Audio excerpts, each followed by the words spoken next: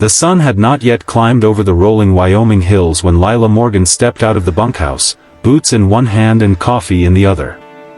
The air carried that crisp, pre-dawn cool that always made her feel like the day held endless promise.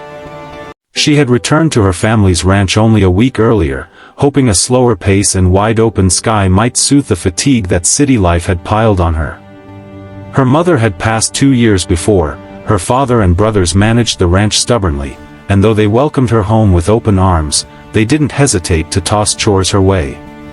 Part of her was grateful.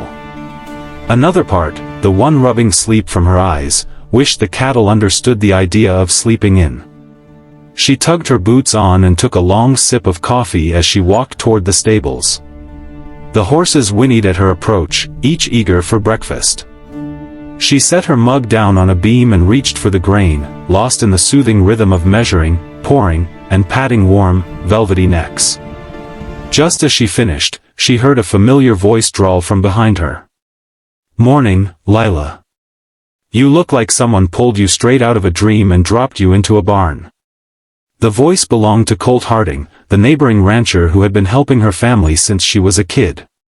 He leaned against the door frame, arms crossed, hat tipped back just enough to reveal blue eyes that saw too much for Lila's comfort.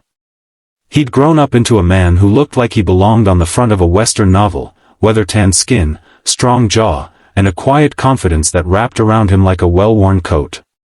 She rolled her eyes, reaching again for her mug.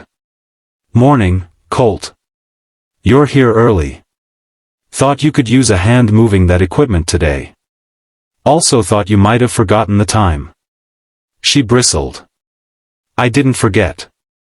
I'm just not a morning person. Never were." He grinned. "That's why half the county used to say your folks had to drag you out of bed with a lasso." She didn't bother replying. The smirk he wore told her he was fishing for a reaction. She simply walked past him toward the shed, where an issue she'd been dreading waited for her. The rainstorm the night before had washed out part of the road leading to the east field, and a large piece of fallen timber lay smack in the middle of the path. The ranch truck couldn't get around it. The only way to haul the feed wagon through was to move the thing. Colt followed her, watching as she knelt beside the log to judge its size. "Well," he said cheerfully, "you're not lifting that." She shot him a look. The log was thick as a barrel and twice as long. "You have a better idea?" "Course I do." He sauntered over, gave the log a kick, and then the infamous line rolled off his tongue with such earnest calm that Lila didn't know whether to laugh or shove him into the dirt. "Too big," he said, "just sit on it. Move your weight around till it rolls. That is not a real strategy. It is if you do it right. Log's round enough. Give it a shot." She stared at him. "You want me to sit on it and wiggle?" He shrugged. "You asked for a better idea." She muttered something decidedly unladylike under her breath but positioned herself anyway, lowering onto the log carefully. Colt, to his credit, looked away to give her some modicum of dignity. She adjusted her balance, shifting slightly on the rough bark. Nothing happened. "This is ridiculous," she said. "Try leaning forward," Colt offered. She did. Still nothing. "More," he added. She leaned more. The log didn't budge. Instead, the faintest sound echoed under her, like a low, warning rumble. Colt's brows knit. "Did you hear?" Before he could finish, the rumble deepened. The log beneath her didn't roll. It moved. As in shifted. As in exhaled. Lila froze. Slowly, almost painfully slowly, she lifted herself off the log and stepped back. Colt moved closer, reaching out as if he could protect her from what was now very clearly not an ordinary hunk of fallen timber. The shape beneath her rose, massive, wide, covered in dirt that camouflaged its true form. Two blinking eyes emerged from the earth, then a long, scaly snout. "Colt," Lila whispered, voice thin. "That's not a log." "No," he whispered back. "That's a snapping turtle."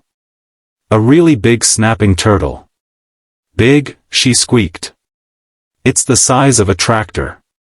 The creature hissed, irritated at having been used as a morning stool.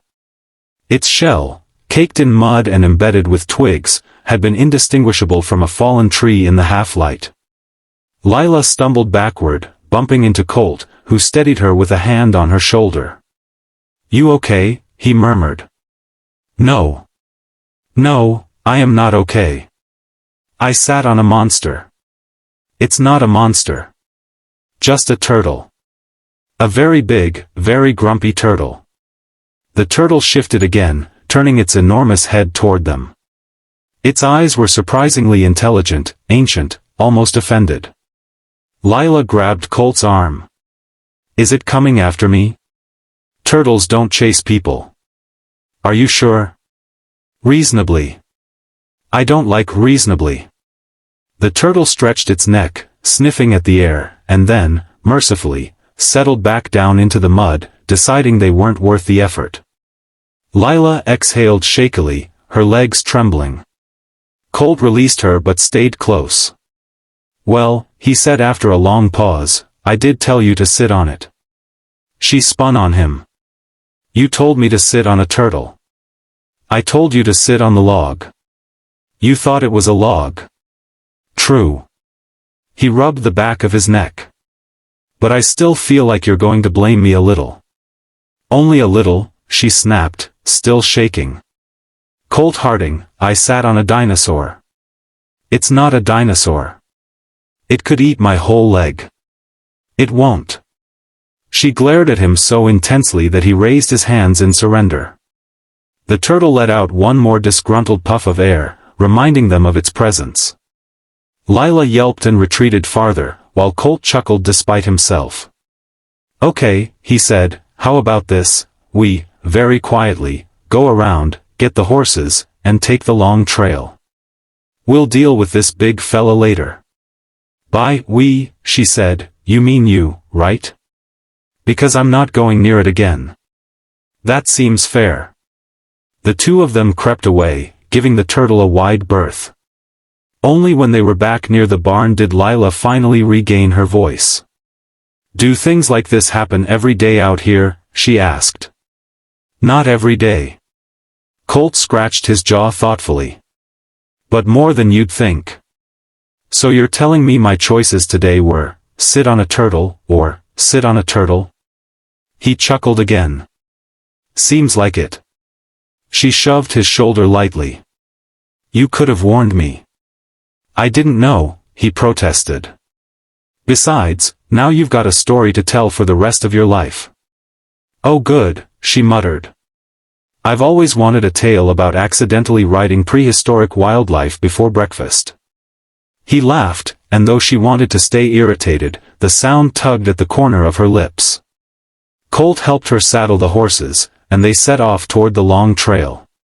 The morning sun rose higher, warming her face and easing the tension that still thrummed beneath her skin. She glanced sideways at him as they rode. "You know," she said, "when I came home, I thought the hardest thing I'd face was learning the ropes again. Turns out it's avoiding getting eaten by turtles the size of small cars." He gave her a gentle smile. "You'll get used to it. Life out here has a way of keeping you humble." "Is that what you call this morning? Humbling?" "I'd say unforgettable." She felt her cheeks warm, though whether from embarrassment or something gentler, she wasn't sure. As they rode past the hills, the ranch stretched wide and golden before them, the world so open it felt like it could swallow her whole, in a strangely comforting way. She had come home seeking peace, but perhaps what she really needed was exactly this, a little chaos, a little surprise, a little reminder that life could still shock her into laughter. "Colt," she said after a moment. "Yeah? Next time you tell me to sit on something I can't see properly." "Yeah? You go first." He grinned. "Deal." And as the horses carried them into the warming day, Lila realized that maybe, despite the unexpected wildlife hazards, coming home had been exactly the right decision after all.